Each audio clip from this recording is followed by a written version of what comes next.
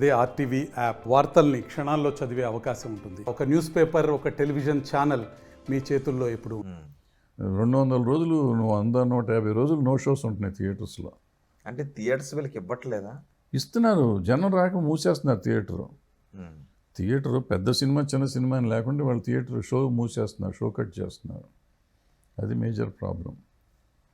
థియేటర్లు 2 రకాలండి. థియేటర్ రేట్లు పెరిగినాయి. ఇప్పుడు మొన్న ఎప్పుడో కేరళ వెళ్ళాను, అక్కడ పీవీఆర్కి వెళ్తే 125 రూపాయలు టికెట్ పీవీఆర్లో, ఇక్కడ పీవీఆర్లో 300 రూపాయలు టికెట్. 300 రూపాయలు. మరి అక్కడ సిటీకి ఇక్కడ సిటీకి తేడా ఉంటుందంటే తేడా ఉంటే ఎంత ఉంటుంది? ఒక 50 రూపాయలు ఉంటుంది, 25 రూపాయలు ఉంటుంది, 200 రూపాయలు దాకా వెళ్ళచ్చు, 300 రూపాయలు ఉంటుంది ఇక్కడ. అట్లాగే పాప్కార్న్ అయ్యి ఉంటాయి, అక్కడ 150 రూపాయలు ఉంటే ఇక్కడ 300 రూపాయలు. మరి అదే పాప్కార్న్ అక్కడ ఇక్కడ పాప్కార్న్ ఎంత అవుతుంది? పాప్కార్న్ తయారీకి 5 రూపాయలు అవుతుందండి. నేను థియేటర్ రన్ చేశాను, క్యాంటీన్ కూడా రన్ చేసాం. 5 రూపాయలు అండి మాకు పడేది. అది 10 రూపాయలకి అమ్మొచ్చు, 20 రూపాయలకి అమ్మొచ్చు, 30 రూపాయలకి అమ్మొచ్చు, 300 రూపాయలకి అమ్ముతాం. అట్లాగే కోక్కు ఇవన్నీ ఫ్యాంటాలు వాళ్ళు మిషన్ పెడతారు, అది మనకు 6 రూపాయలు 7 రూపాయలు పడుతుంది. అది ఎంతకు అమ్ముతాం? 70 రూపాయలు 80 రూపాయలకి అమ్ముతాం. వాటర్ బాటిల్ మనం బయట 20 రూపాయలకి కొంటాం, 10 రూపాయలకి కొంటాం. వాళ్ళు ఇంత లీటర్ బాటిలే కదా, అది అక్కడ లోపల 70 రూపాయలు 80 రూపాయలు పెడతారు. మనం పిల్లల్ని తీసుకెళ్తే కంపల్సరీగా పాప్కార్న్ ఏదో అడుగుతారు. సమోసాలు మనం 5 రూపాయలకి హోల్సేల్లో తీసుకుంటాం థియేటర్కి. వాళ్ళు అక్కడ పెట్టినప్పుడు ఏం చేస్తాం, షోకేస్లో పెట్టి 100 రూపాయలకి అమ్ముతాం 2 సమోసాలు. 2 5లు 10 రూపాయలకి నాకు వస్తాయి, 200 రూపాయలకి అమ్ముతున్నాం. సో ఇవన్నీ కామన్ మ్యాన్కి. నేను థియేటర్కి వెళ్ళలేను ఇంతకుముందు.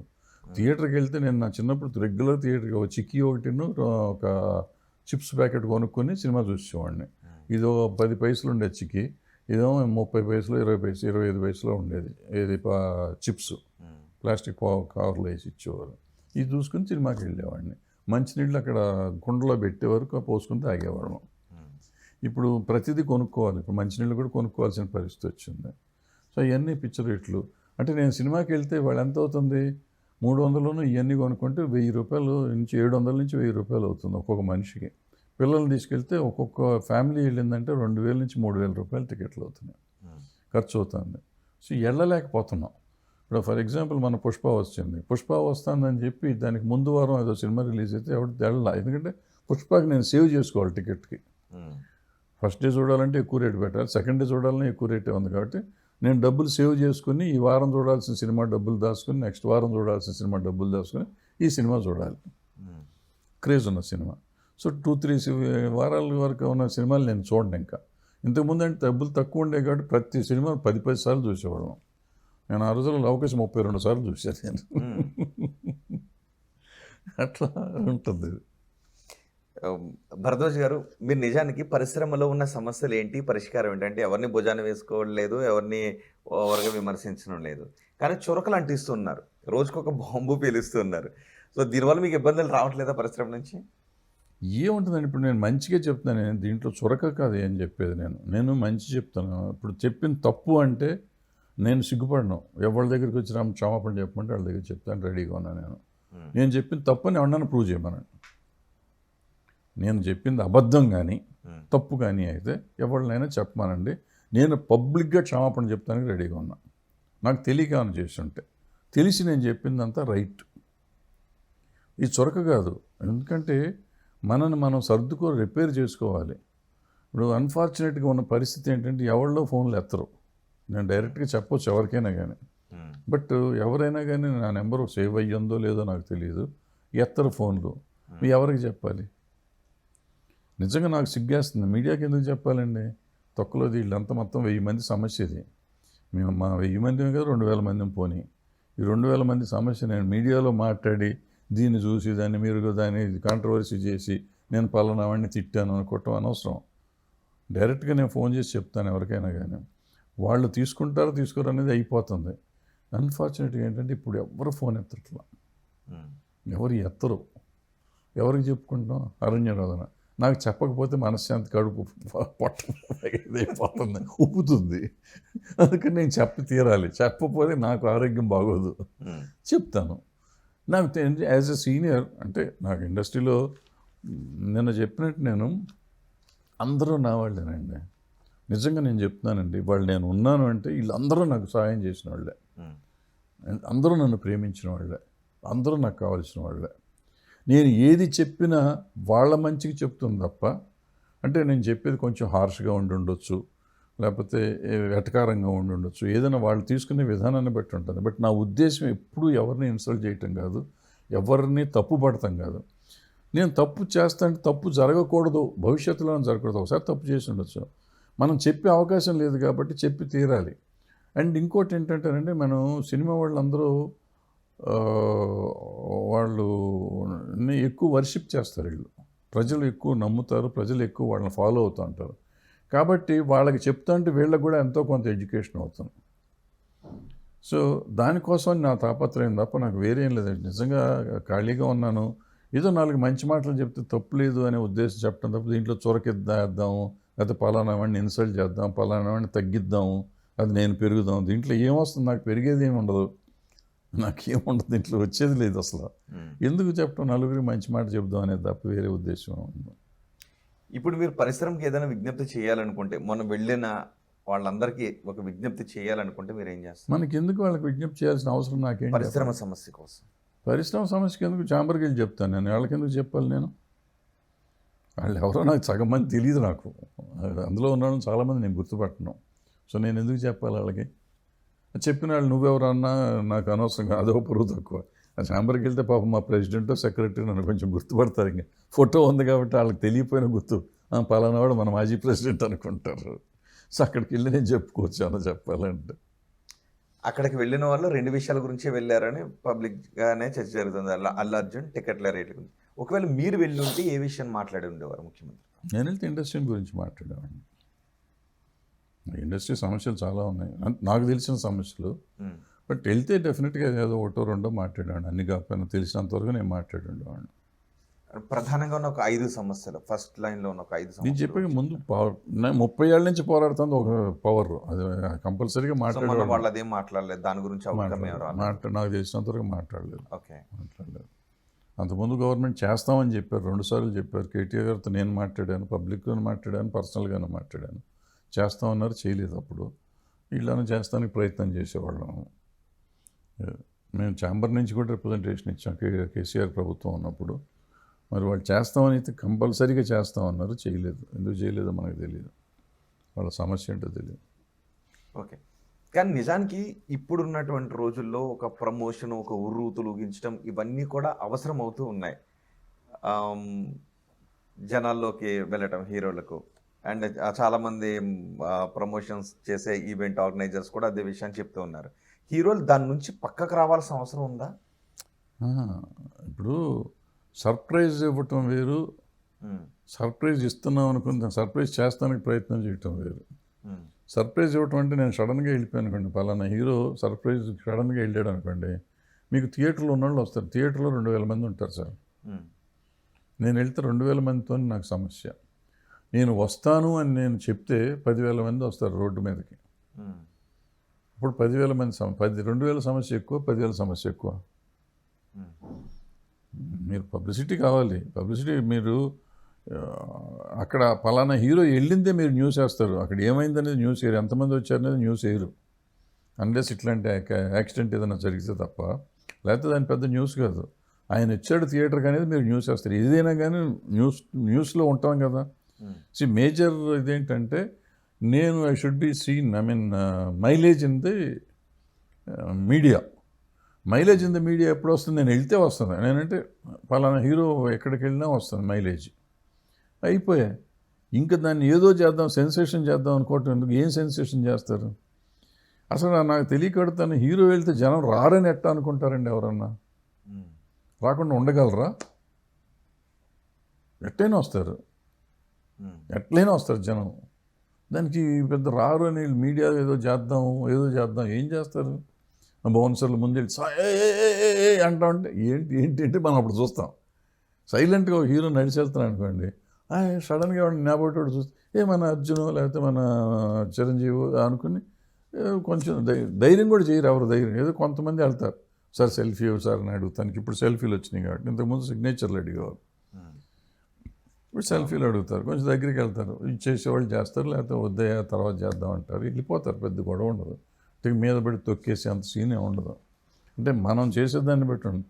ఎప్పుడైతే మనం ఆపుతాం, రెస్ట్రిక్ట్ చేస్తామో అప్పుడు ఇంకెక్కువ పడుతూ ఉంటాం. అండ్ కొంతమందిని మనం మ్యానిపులేట్ చేస్తూ ఉంటాం. తొక్కిసలాట అంటే ఎక్కువ ఈ మెసేజ్లు పెడతాం కదా ఫ్యాన్స్, మీరు రండి మన ఉద్దేశం ఏంటి, ఎందుకు రమ్మంటున్నాం, ఎందుకు రమ్మన్నాం, మీద పడమనేగా.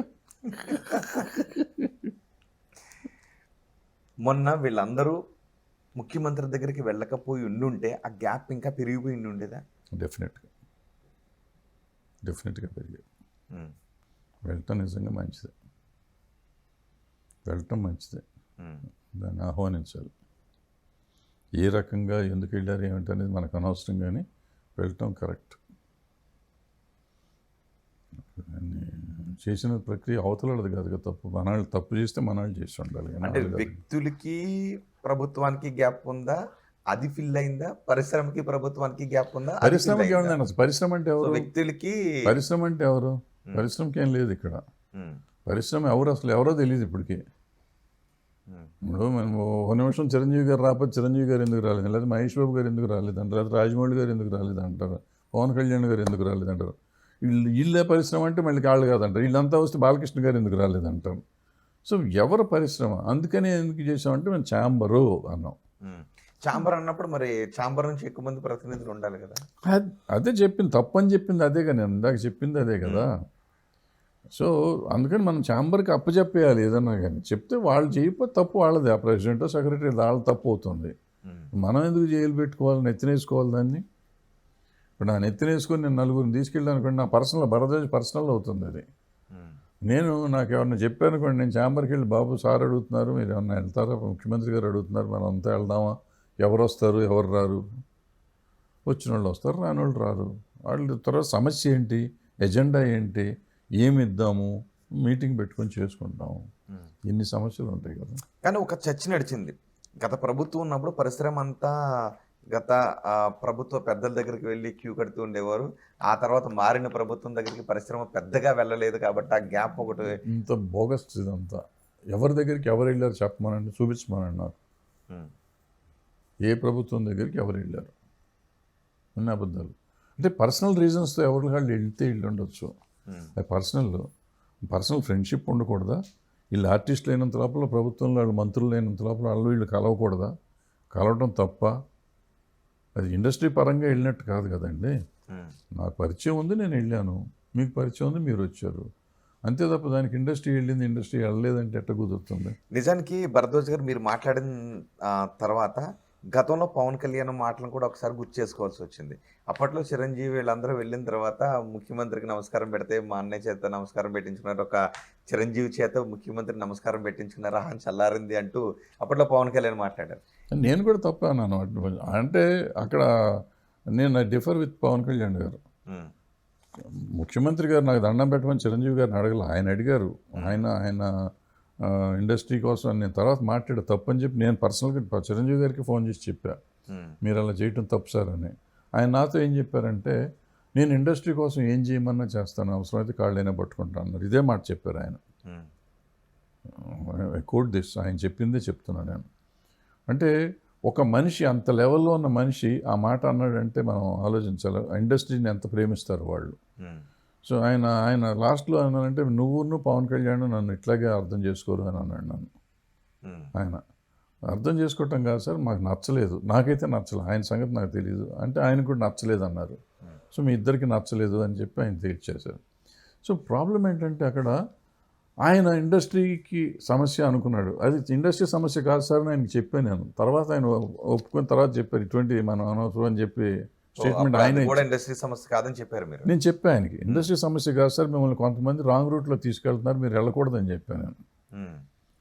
ఇల్లు వచ్చినాక చెప్పాను, ఇల్లు ఉండకూడదు అని చెప్పాను, వెళ్ళకూడదని కదా, ఇల్లు ఉండకూడదు, మీరు అనవసరంగా వెళ్ళారు, మిమ్మల్ని ఇల్లు రాంగ్ రూట్లో పెట్టారని నేను చెప్పాను. తర్వాత ఆయన రియలైజ్ అయ్యారు. తర్వాత అందుకే నా తర్వాత నా సినిమాకి రేట్లు అక్కర్లేదని చెప్పి ఆయన చెప్పారు. నేను చెప్పింది ఒప్పుకున్నారని నేను అంటలేదు, బట్ ఆయన ముందు రేట్లు కావాలని ఆయన వద్దన్నారంటే దాని అర్థం తప్పనేదిగా. సో అది ఇప్పుడు కూడా వాళ్ళు ఎవరు లేరు, చిరంజీవి వెళ్ళలేదు, మీకు ఇన్విటేషన్ లేదు. నేను వెళ్ళా, అప్పుడు నేను కూడా వెళ్ళా. అప్పుడు చిరంజీవి గారు యాక్చువల్గా నన్ను రమ్మన్నారు, నేను అప్పుడు నాకు కుదరదు సార్ అన్నాను. ఇప్పుడు కూడా అక్కడికి చిరంజీవి వెళ్ళలేదు, లేదంటే నాగబాబు వెళ్ళలేదు, మెగా కాంపౌండ్ నుంచి ఎవరు వెళ్ళలేదు, ప్రభాస్ లేకపోతే మహేష్ బాబు వీళ్ళు కూడా ఎవరు వెళ్ళలేదు. సార్ మీరు మళ్ళీ తిరిగేసి బోర్లేసి అక్కడికి వస్తున్నారు. మీరు కొంచెం మెదడు పెట్టి ఆలోచించండి. సో ఇప్పుడు వాళ్ళందరిది ఆ రోజు వాళ్ళందరిలో కొంతమందికి అవసరం ఉంది, ఈ రోజు వెళ్ళిన వాళ్ళలో కొంతమందికి అవసరం ఉంది, ఆ అవసరానికి వెళ్ళారు అనేది మీరు అర్థం చేసుకోవాలి. ఎందుకు నాతో చెప్పిస్తారు? ముఖ్యమంత్రులను కలుస్తున్నటువంటి ప్రముఖులందరూ సినీ పరిశ్రమ సమస్యల కోసం కాకుండా వ్యక్తిగత సమస్యల కోసమే వెళ్తున్నారు. అంతే, డెఫినెట్గా అంతే. మరి ఇంకెలా భరద్వాజ్ గారు, సినీ పరిశ్రమ సమస్యలు ఎప్పటికి సాల్వ్ అవుతాయి? ఎలా సాల్వ్? మాకు సమస్యలు లేవని వాళ్ళు చెప్పారు కదా సార్. నిన్న వెళ్ళిన వాళ్ళు సమస్యలు ఏం లేవు అని చెప్పారు. సో వాళ్ళు లేవన్నారు కాబట్టి లేవు సార్ సమస్యలు. నేను ఎవరిని గొట్టంగానే, నేను ఇండస్ట్రీలో లేను, 10 ఏళ్ళు అయిపోయింది. ఇప్పుడు గట్టిగా వాళ్ళ దగ్గరికి వెళ్ళి గొట్టం పెడితే మీరు ఆడెవడండి, ఆడు ఎప్పుడు వచ్చాడు, ఎప్పుడు తీశాడు సినిమా, ఆడెవడో మాకు తెలియదు అంటారు. నన్ను వాళ్ళతో తిట్టిస్తానికి కదా ఇదంతా మీరు వాగిస్తున్నారు. నిజమైన సినీ సమస్యలు ఏంటో ఒకసారి ప్రపంచానికి చూపించాలి. వద్దు, అక్కర్లేదు, మనకెందుకు. వాళ్ళు లేవన్నాక నేనేవాడిని చెప్తానికి అంటున్నాయి. వాళ్ళు రన్నింగ్ వాళ్ళంతా, వాళ్ళు ఇవాళ రన్నింగ్లో ఉన్నారు, వాళ్ళే సినిమాలు తీస్తున్నారు, వాళ్ళ సినిమాలు వస్తున్నాయి. ఈ సంవత్సరంలో 100 సినిమాలు వాళ్ళయ్యే వస్తున్నాయి. వాళ్ళు చెప్పింది కాకుండా నేను సినిమా తీయని వాడిని, నేను చెప్పింది రైట్ ఎట్ అవుతుంది. వాళ్ళకి సమస్యలు లేవు అని చెప్పారు, వాళ్ళు క్లియర్గా చెప్పారు. వాళ్ళకి ఒకటే సమస్య, మనం ఇంటర్నేషనల్ లెవెల్కి వెళ్ళాలి, సినిమా హాలీవుడ్ని దాటాలి, సంతోషం, మనకు అదే కావాలి, దాటాలి అని నేను కూడా అనుకుంటున్నా. కావాలి నాకు కూడా. ఓకే, అంటే దాటాలి అంటే ఏం చేయాలి అది వాళ్ళకి తెలియాలి, నాకు తెలియదు. అంటే వాళ్ళు కదా అనుకుంటుంది, వాళ్ళకి కదా తెలియాలి. నాకు ఇప్పుడు నేను చిన్న చిన్న సినిమాలు తీసాను సార్. నాకు సగం ఫ్లాప్లు, సగం హిట్లు, సగం కూడా కాదు 1/3 హిట్లు, సెమీ హిట్లు, 50% ఫ్లాప్లే ఉన్నాయి నాకు.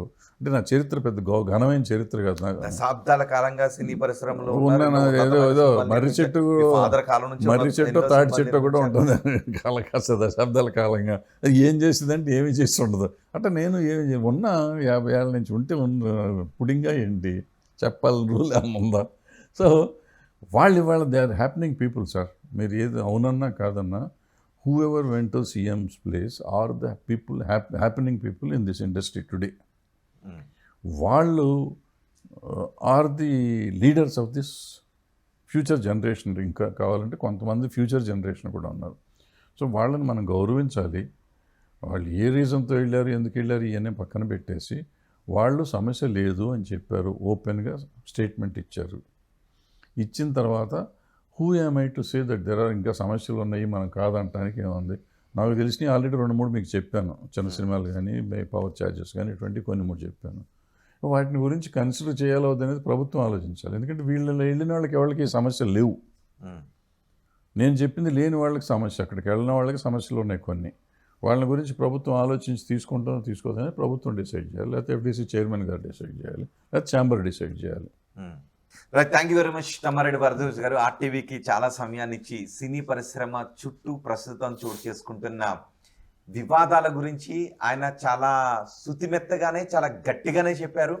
కానీ ఆయన ఒక స్లో మోషన్లో చెప్పారు, శుతిమెత్తగా చెప్పారు. నేను చురకలు అంటించట్లేదు అంటూనే పెద్ద పెద్ద చురకలే వేశారు. చాలా సమస్యలు ఉన్నప్పటికీ కూడా వాటి గురించి మాట్లాడట్లేదు అని చెప్తున్నారు. సో నిజమైన సమస్యల గురించి మాట్లాడాలి, ఛాంబర్ కూడా ముందుకు రావాలి, దానికి అందరూ కలిసి కూర్చొని మాట్లాడుకోవాలి. అండ్ ఇంకొక విషయం భరద్వాజ్ గారితో అడుగుతాం. భరద్వాజ్ గారు, ఆ రోజు ముఖ్యమంత్రి కూడా ఒక విషయం చెప్పారు, ఒక కమిటీ వేసుకోండి, ఆ కమిటీ ఎలా ఉండాలి, దాంతో ముందుకు రండి అని. సో ఆ కమిటీ ఎలా ఉండాలి అన్న దాని గురించి అని మీరు సలహాలు ఏమైనా ఇస్తారా? ఎలా ఉండాలంటే పిలవని పేరంటానికి వెళ్ళి ఎందుకంటే అవ్వాస్ పాలవాళ్ళు మనకి ఎందుకంటే పిలిస్తే ఇప్పుడు మాట్లాడదాం, మనకు తెలియదు కదా వాళ్ళ కమిటీ ఎవరు వేస్తారు, ఏం వేస్తారు. ఇప్పుడు ఇందాక నేను చెప్పాను, నాకేమీ తెలియదు అనుకున్నాడు, పిలవకపోయి ఉండొచ్చు, పిలవచ్చు. బట్ ఏం కమిటీ వేయాలంటే డెఫినెట్గా ఎవరికైనా అవగాహన ఉన్న వాళ్ళని నలుగురిని వేసుకోవాలి అనేది నా ఉద్దేశం. అంత మట్టుకే చెప్పగలను. వాళ్ళకి ఎవరు నలుగురు అనేది నాకు తెలియదు, వాళ్ళు ఎవరిని వేసుకోవచ్చు. బట్ ఇండస్ట్రీ అంటే కొంచెం తెలిసి ఉండాలి, ఇండస్ట్రీలో అన్ని క్రాఫ్ట్ల గురించి తెలిసి ఉండాలి, అన్ని సెక్టార్స్ని గురించి తెలిసి ఉండాలి. వాళ్ళు తెలిసిన వాళ్ళని కొన్ని నలుగురిని పెట్టుకుంటే ఇప్పుడు సమస్యలు తెలుస్తాయి, ఆ కమిటీకి ఒక శానిటీ వస్తుంది. Thank you very much Bharadwaj గారు. త్వరలో వేయబోయే కమిటీ కూడా ఎలా ఉంటే బాగుంటుంది అన్న విషయం గురించి కూడా మాట్లాడారు. పరిశ్రమ గురించి, 24 క్రాఫ్ట్స్ గురించి కూడా అవగాహన ఉన్న వాళ్ళు కమిటీలో ఉంటే నిజమైన పరిశ్రమ ఇష్యూస్ బయటకు వస్తాయి, అవి సాల్వ్ అవుతాయి. కానీ కొన్ని వ్యక్తిగత సమస్యను పరిష్కరించుకోవటానికి సినీ పరిశ్రమ కలరంగిచ్చి రాజకీయ నాయకులను, ముఖ్యమంత్రులను, ప్రభుత్వ పెద్దలను కలుస్తూ ఉన్నారు. ఇది అంత ఆహ్వానించదగ్గ పరిణామం కాదు. కానీ వెళ్ళడం ద్వారా మాత్రం, ముఖ్యమంత్రిని కలవడం ద్వారా మాత్రం ఒక గ్యాప్ ఫిల్లింగ్ అయితే జరిగింది అనే అభిప్రాయాన్ని మాత్రం వ్యక్తం చేస్తున్నారు. ఇవి Tammareddy Bharadwaj TV special interview session. తాజా సమాచారం కోసం చూస్తూనే ఉండండి RTV. మరిన్ని వీడియోస్ కోసం ఛానల్ ని సబ్స్క్రైబ్ చేయండి. లేటెస్ట్ అప్డేట్స్ కోసం వాట్సాప్ ఛానల్ ని ఫాలో చేయండి. అండ్ లింక్ డిస్క్రిప్షన్ లో ఉంది.